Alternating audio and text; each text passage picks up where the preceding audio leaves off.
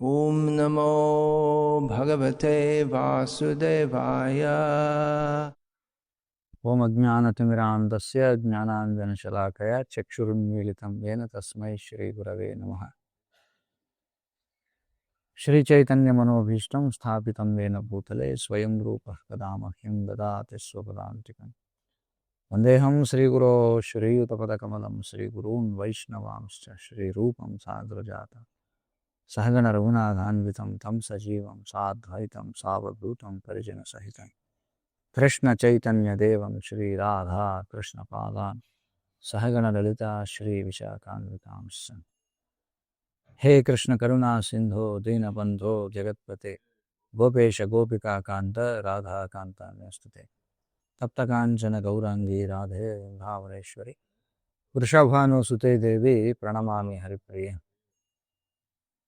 वाञ्छाकल्पतरुभ्यश्च कृपा सिन्धुभ्यैव च पतितानां पावनेभ्यो वैष्णवेभ्यो नमो नमः।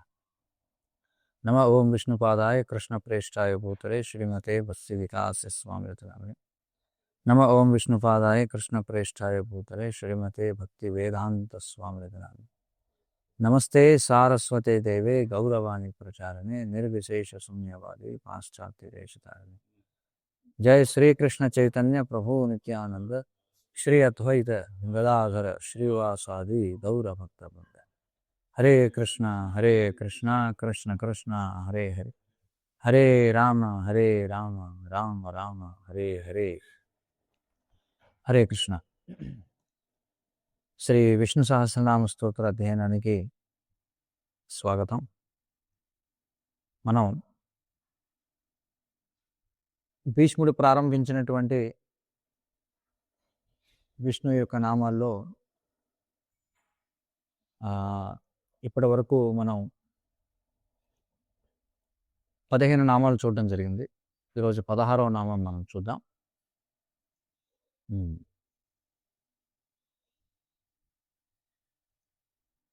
16వ నామం క్షేత్రజ్ఞ. ఇది మనకి 15వ మంత్రంలో భాగం. భూతాత్మా పరమాత్మా చ ముక్తానాం పరమాగతి అవ్యయ పురుష సాక్షి క్షేత్రజ్ఞోక్షర ఏవ చ. అందులో మనం క్షేత్రజ్ఞ అనేటువంటి నామాన్ని మనం ఇప్పుడు చూద్దాం.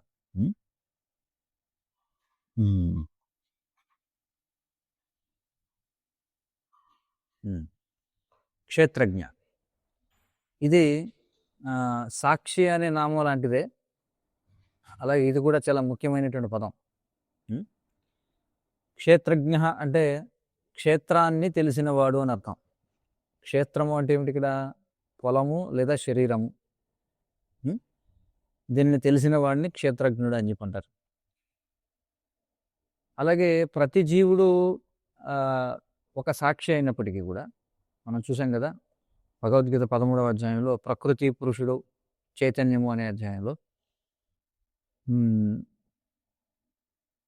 ప్రకృతి అంటే మనకు తెలిసిందే, ఈ శరీరం ప్రకృతి. ఇందులో ఇద్దరు పురుషులు ఉన్నారని చెప్పుకున్నాం.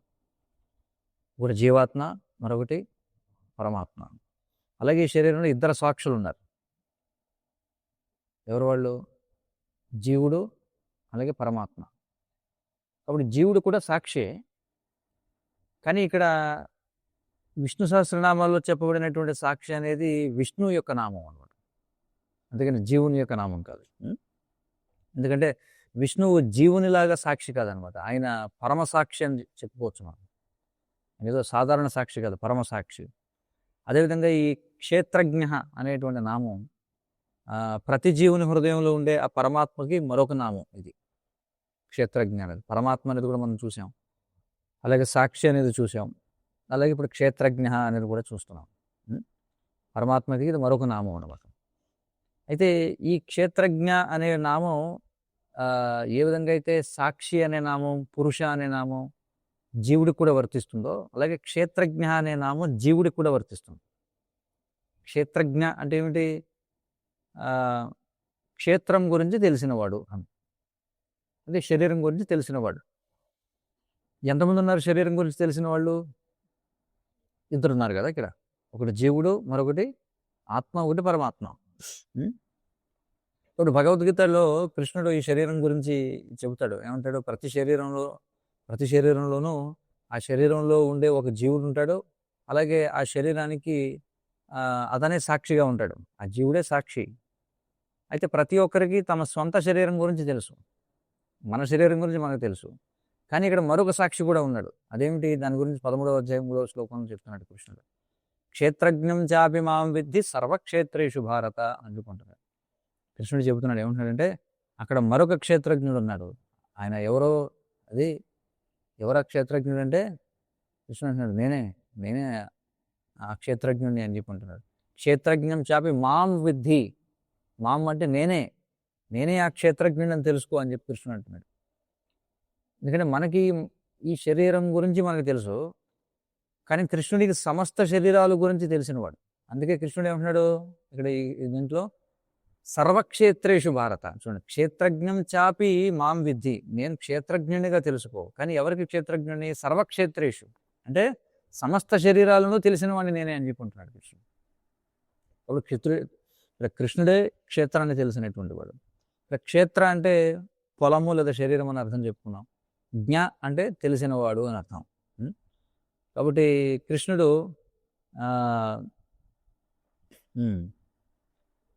ఆయన సమస్త క్షేత్రాల గురించి తెలుసు. ఎందుకంటే ఆయన పరమాత్మ కాబట్టి. పరమాత్ముడు ఒక్కడే అయినప్పటికీ కూడా ఎన్నో శరీరాల్లో ఉన్నప్పటికీ ఆయన ఒక్కడే వ్యక్తి. ఇది అర్థం చేసుకోవాలి. అంటే పరమాత్మ అనేక శరీరాల్లో ఉన్నాడు కాబట్టి అనేక పరమాత్మలు ఉన్నారని కాదు. అనేక శరీరాల్లో ఉన్నప్పటికీ అతడు ఒకే వ్యక్తి.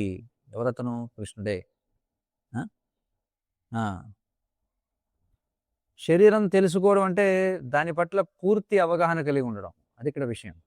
పూర్తి అవగాహన అంటే దాన్ని స్పృహ అంటారు. స్పృహ లేదని చెప్పి అంటాం కదా. అంటే దాని గురించి పూర్తి స్పృహ కలిగి ఉండడం, పూర్తి అవగాహన కలిగి ఉండడం. మన శరీరాల గురించి మనకి స్పృహ ఉంది. మనం వేడిని, చలిని, అనారోగ్యాన్ని, ఆరోగ్యాన్ని, బాధను, అలాగే ఇంద్రియ సుఖాలను అనుభవిస్తాం. అంటే వీటన్నింటినీ మన స్వంత శరీరంలోనే మనం అనుభవిస్తాం. కానీ కృష్ణుడికి ప్రతి ఒక్కరి శరీరంలో జరిగే ఈ విషయాల గురించి తెలుసు. అంటే ప్రతి ఒక్కరి శరీరంలో ఉన్న వేడి గురించి, చలి గురించి, అనారోగ్యం గురించి, ఆరోగ్యం గురించి, బాధ గురించి, ఇంద్రియ సుఖాల గురించి, అన్నిటి గురించి కూడా తెలుసు అనమాట. ప్రతి ఒక్కరి శరీరాల్లో జరుగుతున్న దాని గురించి తెలుసు కృష్ణుడు. కాబట్టి క్షేత్రజ్ఞ అనే నామానికి మరొక అర్థం ఏమిటంటే, అంటే చూడండి, సాక్షిగా ఉండడం అంటే కేవలం చూడడం. సాక్షిగా ఉండడం అంటే ఏంటి? అక్షి అంటే మనం చెప్పుకున్నది. అక్ష అంటే కళ్ళు అని అర్థం. అంటే కనులు కలిగిన వాడు అని అర్థం. కనులు కలిగి ఉండడం అంటే చూడడం అని అర్థం వస్తుంది. అంతే కదా. కానీ ఇక్కడ సాక్ష్యంగా ఉండడం అంటే ఏంటంటే కేవలం చూడడం ఒకటే కాదు, తెలుసుకోవడం. అంటే ఇక్కడ గ్రహించడం కంటే, అంటే ఈ తెలుసుకోవడం అనేది గ్రహించడం కంటే చాలా ఎక్కువ అన్నమాట. చూడండి, సాధారణ సాక్షికి కృష్ణుడు సాక్షిగా ఉండడానికి ఏమిటి తేడా? సాధారణ వ్యక్తులు ఆ సన్నివేశాన్ని చూస్తారు అంతే. కానీ కృష్ణుడు బయటికి జరిగిన దాన్ని చూస్తాడు, కానీ లోపల ఉన్న అంతరార్థాలను కూడా తెలుసుకోగలుగుతాడు. ఎందుకంటే భూత భవ్య భవత్ ప్రభు అని చెప్పి అన్నారు కదా ఆయన. వేదాహం సమతీతాని వ్యక్తమధ్యాని భారత చెప్తున్నాడు కదా ఆయన. అన్నీ తెలుసు అనమాట. కాబట్టి ఇక్కడ ఏమిటంటే, అంటే ఏ నియమాల ఆధారంగా, అంటే ఏ సూత్రాల ఆధారంగా ఈ శరీరం ఉనికిలో ఉందో, అలాగే ఏ సూత్రాల ఆధారంగా ఈ జీవుడు ఉనికిలో ఉన్నాడో అర్థం చేసుకోవడమే క్షేత్రజ్ఞుని యొక్క అసలైన అంతరార్థం అన్నమాట. అందువలనే కృష్ణుడు భగవద్గీతలో ఏమంటాడంటే, క్షేత్రజ్ఞయోర్ జ్ఞానం ఎత్త జ్ఞానం మతం మమ అని చెప్పంటాడు. అంటే ఈ క్షేత్రము మరియు క్షేత్రజ్ఞుడి గురించిన జ్ఞానమే అసలైన జ్ఞానం అని నా అభిప్రాయము అని చెప్పుకుంటున్నాడు. క్షేత్రము అంటే శరీరము, అలాగే క్షేత్రజ్ఞుడు అంటే శరీరాన్ని తెలిసినవాడు. కాబట్టి శరీరం గురించి, శరీరము తెలిసిన వాడి గురించిన జ్ఞానమే అసలైన జ్ఞానం. మరి శరీరాన్ని గురించి తెలిసిన వాళ్ళు ఎంతమంది ఉన్నారు? ఎవరు వాళ్ళు? ఆత్మ, పరమాత్మ. అంటే జ్ఞానం అంటే ఏమిటి? శరీరం గురించి, ఆత్మ గురించి, పరమాత్మ గురించి. మరొక రకంగా చెప్పాలంటే ప్రకృతి గురించి, ఆత్మ గురించి, పరమాత్మ గురించి, దాని గురించిన జ్ఞానాన్నే ఇక్కడ ఏమంటారు? అసలైనటువంటి జ్ఞానం, అది నిజమైనటువంటి జ్ఞానం. అది కృష్ణుడు ప్రకటిస్తున్నాడు ఇక్కడ. అంటే మరో మాటలో చెప్పాలంటే, ఇప్పుడు శరీరము మరియు శరీరాన్ని తెలిసిన వాడైన జీవుడు, అంటే జీవుడు అంటే ఇక్కడ ఎవరైతే ఈ శరీరం ద్వారా ఈ శరీరం లోపల ఉండి అన్నింటినీ గ్రహిస్తున్నాడు, అంటే వీరి గురించిన అవగాహనే అసలైనటువంటి జ్ఞానం అని కృష్ణుడు అంటున్నాడు. శరీరం గురించి తెలిసి ఉండాలి, శరీరం గురించి తెలిసిన వాళ్ళ గురించి తెలిసి ఉండాలి, అది నిజమైనటువంటి జ్ఞానం. కాబట్టి ఇక్కడ ఏమిటంటే ఏ సూత్రాల ఆధారంగా ఈ జీవుడు ఉనికిలో ఉన్నాడు, కానీ అవి మనకు తెలుసా? ఏ సూత్రాల ఆధారంగా జీవులు ఉనికిలో ఉన్నారో మనకు తెలియదు. అంటే ఏ నియమాల ఆధారంగా ఈ శరీరం ఉనికిలో ఉందో మనకు తెలియదు. ఎందుకంటే ఆ నియమాలు తయారు చేసింది ఎవరు? కృష్ణుడు తయారు చేశాడు. కాబట్టి ఏ నియమాల ఆధారంగా ఈ శరీరం ఉనికిలో ఉందో, అలాగే ఏ సూత్రాల ఆధారంగా జీవుడు ఉనికిలో ఉన్నాడో, వీటి గురించి తెలియడమే నిజంగా క్షేత్రజ్ఞత అన్నమాట. క్షేత్రజ్ఞుడి యొక్క అర్థం అది. కాబట్టి ఈ విషయమే జ్ఞానానికి ఆరంభం. ఏమిటి జ్ఞానానికి ఆరంభం? జ్ఞానం అనేది ఎక్కడ మొదలవుతుంది అసలు? శరీరానికి, ఆత్మకు, ఈ రెండింటినీ పర్యవేక్షించే పరమాత్మకు మధ్య ఉన్న వ్యత్యాసాన్ని అర్థం చేసుకోవడంతో జ్ఞానం అనేది ప్రారంభం. అది తెలియనంత వరకు వాడు ఎంత తెలుసని అనుకున్నా వాడు అజ్ఞానంలో ఉన్నట్టే. రూపాయలు చెప్తారు స్పష్టంగా, ఏమంటారు? శరీరం గురించి, ఆత్మ గురించి, ఈ రెండింటినీ పర్యవేక్షించే పరమాత్మ గురించి, శరీరం గురించి, ఆత్మ గురించి, ఈ రెండింటినీ పర్యవేక్షించే పరమాత్మకు ఈ ముగ్గురు మధ్య ఉన్నటువంటి వ్యత్యాసం తెలుసుకోవడం ఏదైతే ఉందో అదన్నమాట నిజమైనటువంటి జ్ఞానానికి ఆరంభం. అది కాబట్టి ఇది క్షేత్రజ్ఞ అనే నామం యొక్క అర్థం అన్నమాట.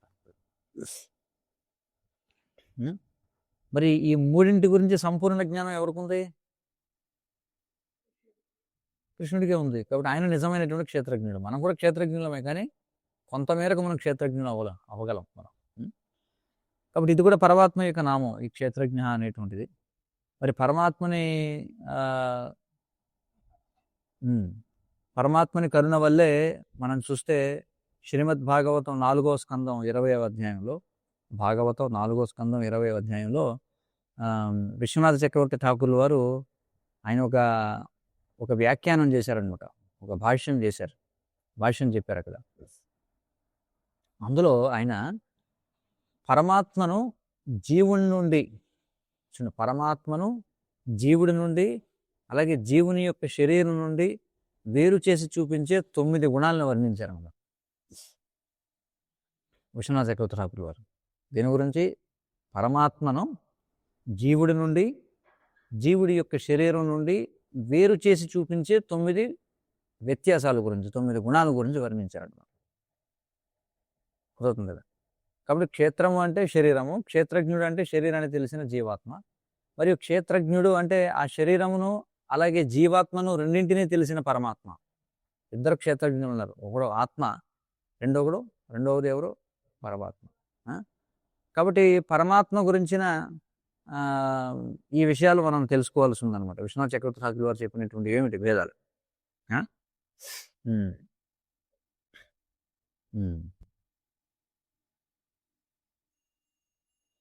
కాబట్టి ఏ 9 వ్యత్యాసాల ద్వారా అయితే, అంటే ఏ 9 భేదాల ద్వారా అయితే ఒకరు పరమాత్మకు, జీవునికి మరియు ఆ జీవునికి ఉన్న శరీరానికి మధ్య గల తేడాను అర్థం చేసుకోగలరో, ఆ 9 వ్యత్యాసాలు జీవునికి మరియు అతని శరీరానికి మధ్య ఉన్న 9 తేడాలను కూడా నిరూపిస్తాయన్నమాట. ఆ తేడాలు ఏంటనేది కూడా నిరూపిస్తాయి. కాబట్టి పరమాత్మ అనే పదానికి మరొక అర్థం కూడా ఉంది. ఏమిటంటే పర అంటే ఇతరుల నుండి, ఇతరులు లేదా భిన్నమైనదని అర్థం కూడా ఉంది.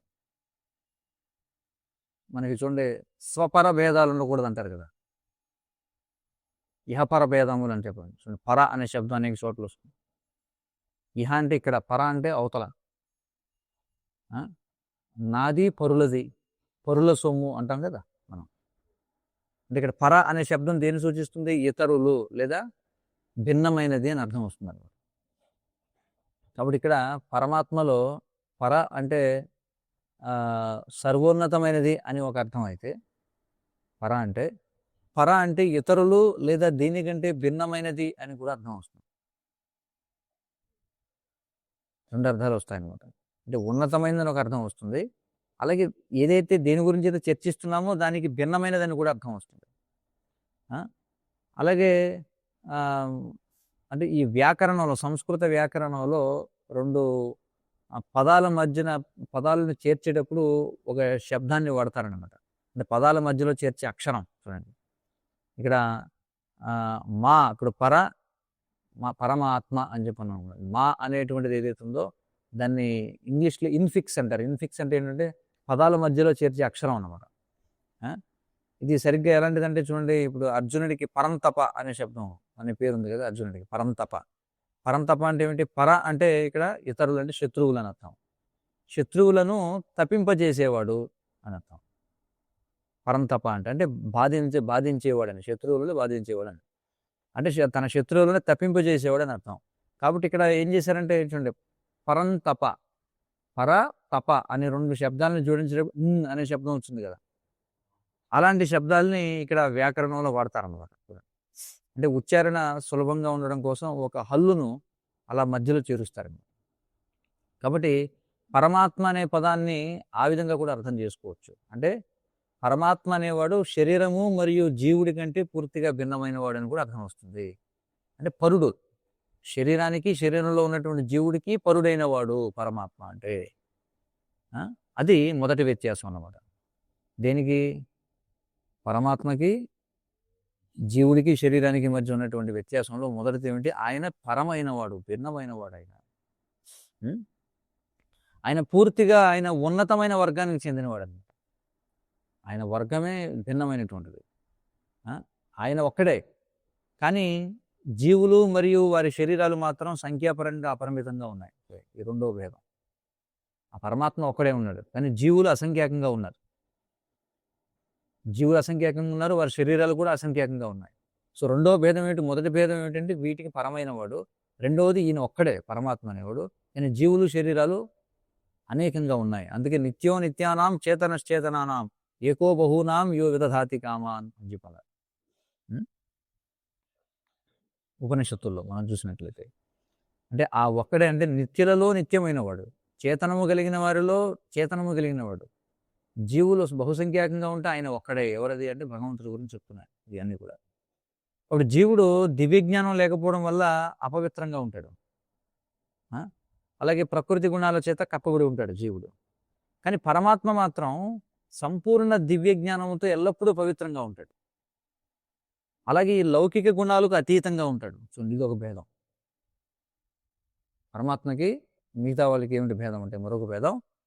మనం ఈ దివ్య జ్ఞానం లేకపోవడం వల్ల అపవిత్రంగా ఉంటాం, ప్రకృతి గుణాల చేత కప్పబడిపోతాం మనం, సత్వరజస్కం గుణాల చేత. కానీ పరమాత్మ మాత్రం ఆయన సంపూర్ణ దివ్య జ్ఞానంతో ఎల్లప్పుడూ పవిత్రంగా ఉంటాడు. మనం కూడా దివ్య జ్ఞానాన్ని పెంపొందించుకున్న కొద్దీ పవిత్రులు అవుతుంటాం కదా. కానీ పరమాత్మకి సంపూర్ణంగా ఉంది దివ్య జ్ఞానం, కాబట్టి ఆయన ఎల్లప్పుడూ కూడా పవిత్రంగానే ఉంటాడు. అలాగే ఆయన ఈ లౌకిక గుణాలకు అతీతంగా ఉంటాడు అన్నమాట. ఇదొక భేదం. ఇంకా తర్వాత ఏమిటంటే ఆయన స్వయంగా ఈ గుణాలను సృష్టిస్తాడు. ఈ గుణాలను సృష్టించింది ఎవరు? త్రిగుణాలని పరమాత్మ సృష్టించాడు. గుణాలను సృష్టిస్తాడు మరియు వాటిపై ఆధారపడకుండా స్వతంత్రంగా ఉంటాడు ఆయన. కాబట్టి ఆయనను ఆ గుణాలకు ఆశ్రయుడు అని పిలుస్తారనమాట. ఈ త్రిగుణాలకు ఆశ్రయమైన వాడు ఎవరు? కృష్ణుడే. కృష్ణుడు అంటాడు మయాధ్యక్షేణ ప్రకృతి సూయతే సచరాచరం. నా యొక్క అధ్యక్షతను పనిచేస్తుందంటే ఈ గుణాలను కూడా ఆయన ఆశ్రయించి ఉన్నాయన్నమాట. జీవుడు ఒక భౌతిక శరీరాన్ని కలిగి ఉండి దానికి పరిమితమై ఉంటాడు, కాబట్టి అతడు అన్ని చోట్ల వ్యాపించి ఉండలేడు. ఇది మరొక భేదం. ఇవన్నీ భేదాలు చెప్తున్నారు. ఏమిటది? జీవుడు ఒక భౌతిక శరీరాన్నే కలిగి ఉంటాడు, దానికి పరిమితమై ఉంటాడు, కాబట్టి అతడు అన్ని చోట్ల వ్యాపించి ఉండలేడు. కానీ పరమాత్మ అలా కాదు, ఆయన సర్వక్షేత్రేషు భారత అని చెప్పుకుంటున్నాడు. ఇంకా తర్వాత జీవుని యొక్క సామర్థ్యం కూడా పరిమితంగా ఉంటుంది. జీవుడికి ఏదైనా సామర్థ్యం తీసుకున్నది పరిమితంగా ఉంటుంది. అతడు ఏదైనా చేయగలుగుతున్నాడంటే జీవుడు అదంతా కూడా పరమాత్మ యొక్క కరుణ వల్లే సాధ్యమవుతుంది. అంటే ఇక్కడ జీవుడు పరమాత్మపై ఆధారపడి ఉన్నాడు, అందుకని పరమాత్మ జీవుడిపై ఆధారపడి ఉన్నాడా? లేదు. ఇదొక వ్యత్యాసం. ఇదవుతుంది కదా. కాబట్టి ఈ జీవుడు శరీరము, ఇల్లు, అలాగే ఇతర లౌకిక వస్తువుల చేత కప్పబడి ఉంటాడు కదా. మనం ఒక శరీరంతో కప్పబడి ఉన్నాం, ఒక గృహంతో కప్పబడి ఉన్నాం, లౌకిక వస్తువులతో కప్పబడి ఉన్నాం, వస్త్రాలు ధరించున్నాం, ఇవన్నీ కూడా ఉన్నాయి. జీవుడు నిజమైనటువంటి సాక్షి కాలేడు అనమాట. ఎందుకంటే అతడు తరచుగా అపస్మారక స్థితిలోకి వెళ్ళిపోతుంటాడు జీవుడు. అంటే జీవుడు ఊరికే సాక్షి అని చెప్తాం, ఈ శరీరం తెలిసినవాడు జీవుడు అని చెప్తాం, కానీ నిజమైన సాక్షి కాదు. ఎందుకంటే మనం తరచుగా అపస్మారక స్థితిలోకి వెళ్ళిపోతాం కదా. అంటే మనం ఏం చేస్తాం, నిద్రపోతాం. నిద్రపోయినప్పుడు ఏం జరుగుతుందో మనకు తెలుసా శరీరం గురించి? తెలియదు. అన్కాన్షియస్ స్టేట్లోకి వెళ్ళిపోతాం. అలాగే మన దృష్టి కూడా భ్రమలతో కూడి ఉంటుంది. మన దృష్టి, అవునా కదా, ఒకటి చూసి మరొక రకంగా అనుకుంటామా కదా. కాబట్టి అందుకే నిజమైన సాక్షి ఎవరంటే విష్ణువే సాక్షాత్తుగా పరమసాక్షి అని చెప్పుకోవాలి. ఎందుకంటే చూడండి, జీవుడు నిద్రపోతున్నప్పుడు జీవుడు దేనిని గమనించలేడు. జీవుడు నిద్రపోతున్నప్పుడు సాక్షిగా ఉండలేడు, లేదా మన దృష్టి మసకబారి ఉంటుందన్నమాట ఆ సమయంలో. జీవుడు పరమాత్మపై ఆధారపడి ఉండే ఒక చిన్న జ్ఞానశక్తిగా మనం చెప్పుకోవాలన్నమాట. మన జ్ఞానం ఎవరిపైన ఆధారపడింది? పరమాత్మపై ఆధారపడింది. అది కూడా కొద్దిపాటి జ్ఞానం మనది. కానీ పరమాత్మ మాత్రం జీవునిపై ఆధారపడకుండా స్వతంత్రంగా ఉండే అత్యున్నతమైన దివ్య చేతన శక్తి. అంటే జీవుడు తన జ్ఞానం కోసం పరమాత్మే ఆధారపడుతున్నాడు, కానీ పరమాత్మ జీవుడిపై ఆధారపడుతున్నాడా? లేదు. ఇది ఒక వ్యత్యాసం. కాబట్టి జీవుడు కేవలం ఒక పరిమితమైన క్షేత్రానికి మాత్రమే సాక్షిగా ఉంటాడు, కానీ విష్ణువు మాత్రం సమస్త క్షేత్రాలకు సాక్షిగా ఉంటాడు. సమస్త క్షేత్రాలకు సాక్షి. కృష్ణుడు భగవద్గీతలో ఈ క్షేత్ర మరియు క్షేత్రజ్ఞుల గురించిన అవగాహన ఏదైతే ఉందో ఇదే అసలైన జ్ఞానం అని చెప్పాడు. చాలా ముఖ్యం అనమాట. అందుకే కృష్ణుడు ఏమన్నాడు? ఇదే జ్ఞానం, అసలైన జ్ఞానం అన్నాడు. అంటే ఈ మూడింటిని మనం సక్రమంగా అర్థం చేసుకోగలిగితే, ఆత్మ గురించి, శరీరం గురించి, పరమాత్మ గురించి, ఈ మూడింటి మధ్య వ్యత్యాసాల గురించి, వీటి గురించి తెలుసుకుంటే అంతే సరిపోతుంది జ్ఞానం.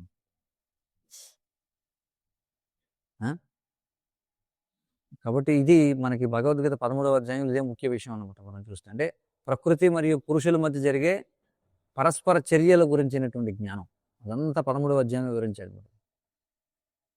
ప్రకృతి, పురుషులు అంటే ఇక్కడ పురుషులు అంటే ఇద్దరు ఉన్నారు. ఎవరు? జీవుడు, ఆత్మ, పరమాత్మ. వీళ్ళ మధ్య జరిగే పరస్పర చర్యల గురించిన జ్ఞానం, అదే నిజమైన జ్ఞానం. చాలా ముఖ్యమైనటువంటి అంశం అనమాట. మరి మొత్తం పూర్తి అధ్యాయం అంతా కూడా దాని గురించి వివరిస్తుంది భగవద్గీత 13వ అధ్యాయం.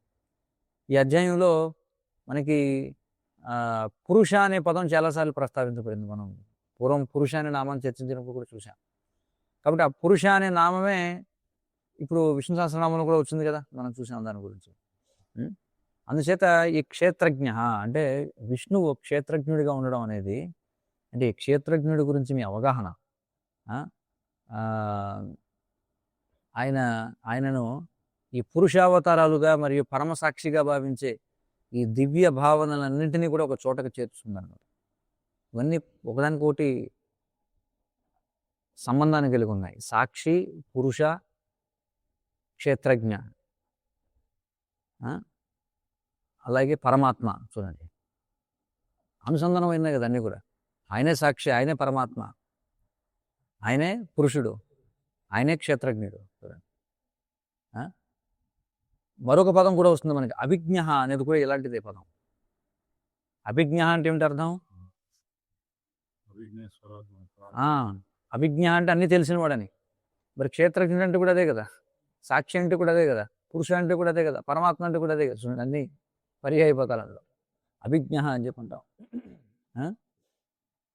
కాబట్టి ఆయన ప్రతిదాని గురించి ప్రత్యక్షంగాను మరియు పరోక్షంగాను పూర్తి స్పృహ లేదా జ్ఞానాన్ని కలిగి ఉంటాడు. అది ఇక్కడ ముఖ్యం, ప్రత్యక్షంగా, పరోక్షంగా.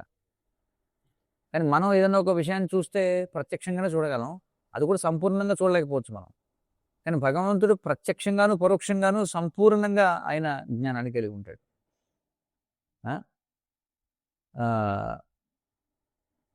అంటే ఇక్కడ చూడండి, ఇక్కడ మనకి ఆయనకు ప్రతి ఒక్క దాని గురించి ప్రత్యక్షంగానే తెలుసు. పరోక్షంగా అంటే ఏమిటి ఇక్కడ అంటే, ఈ భౌతిక క్షేత్రం ఏదైతుందో, అంటే ఈ భౌతిక ప్రపంచం ఏదైతుందో అది భగవంతుని యొక్క అసలైన క్షేత్రమా? భగవంతుడి అసలైన క్షేత్రం ఏది? ఆధ్యాత్మిక ప్రపంచం కదా. ఇది ఆయన అసలైన క్షేత్రం కాదు. అంటే ఇది ఆయన ప్రధానంగా శ్రద్ధ పెట్టే క్షేత్రం కాదు ఇది. కాబట్టి క్షేత్రజ్ఞ అనే నామానికి మరొక అంతరార్థం ఏమిటంటే తన స్వంత క్షేత్రాన్ని ఎరిగి ఉండడం అని. అంటే తన ఆధ్యాత్మిక జగత్తు గురించి సంపూర్ణంగా తెలిసి ఉండడం అనే అర్థం కూడా వస్తుందట. అంటే అక్కడ ఆయన ప్రత్యక్ష సాక్షి, ఇక్కడ పరోక్షంగా చూస్తాడన్న. కృష్ణుడికి ఆధ్యాత్మిక జగత్తు పైన ఎక్కువ ఆసక్తి ఉంటుంది. కృష్ణుడే ఆ బృందావన క్షేత్రాలను లేదా బృందావన వనాలను తెలిసినటువంటి అసలైన క్షేత్రజ్ఞుడు అనమాట. ఆ ఆధ్యాత్మిక ప్రపంచం గురించి ఆయనకు పూర్తిగా తెలుసు, కానీ జీవులకు తెలియదు దాని గురించి. అందువల్ల కృష్ణుడు ఆ దివ్య క్షేత్రం గురించిన సమాచారాన్ని మనకు అందిస్తాడు వచ్చి. ఆయన భగవద్గీత చెప్పినప్పుడు కూడా ఏముంటాడు, యద్గత్వా నివర్తంతే తద్ధామం పరమం మమ. ఎక్కడికి పెడితే కూడా తిరిగి రారు ఆ ధామం ఉంది. ఇంకేముంటాడు, నయద్భాస అయితే సూర్యో న శశాంకో న పావక అని చెప్పుకుంటున్నాడు. ఎక్కడైతే సూర్యుడు చంద్రుడు విద్యుత్ యొక్క అవసరం లేదు, అగ్ని యొక్క అవసరం లేదో అది నా ధామం. అంటే ఆయన అక్కడి నుంచి వచ్చి ఆయన లోకం గురించి మనకు సమాచారం ఇస్తున్నాడు. అంటే మనం నిజంగా ఏ క్షేత్రానికి వెళ్ళాలో, మనం నిజంగా ఏ క్షేత్రానికి చెందిన వారమో, మరియు ఏ క్షేత్రంలోనైతే మనం ఆ క్షేత్రజ్ఞునితో వ్యక్తిగతంగా లీలలో ఆడగలమో ఆ ఆధ్యాత్మిక క్షేత్రం గురించి ఆయన మనకు తెలియజేస్తాడు. ఆయన వచ్చేది అందుకోసం. భగవంతుడు అవతార ప్రయోజనం ఏంటంటే ఇదే. ఏం చేస్తాడైనా, ఎక్కడికి వెళ్ళాలి మనం, అసలు మనం ఎక్కడికి చెందిన వాళ్ళం, ఎక్కడికి వెళితే ఆయనతో వ్యక్తిగతంగా మనం లీలలు చేయగలం, దాని గురించి మనకు తెలియజేయడం అనమాట. అందుకే వృందావన క్షేత్రాల్లో మనం చూస్తే అక్కడ భగవద్గీత చర్చించాల్సిన అవసరం ఉండదు అనమాట. గోలోక వృందావనం వెళితే ఇంకా అక్కడ భగవద్గీత చర్చించాల్సిన అవసరం ఉండదు.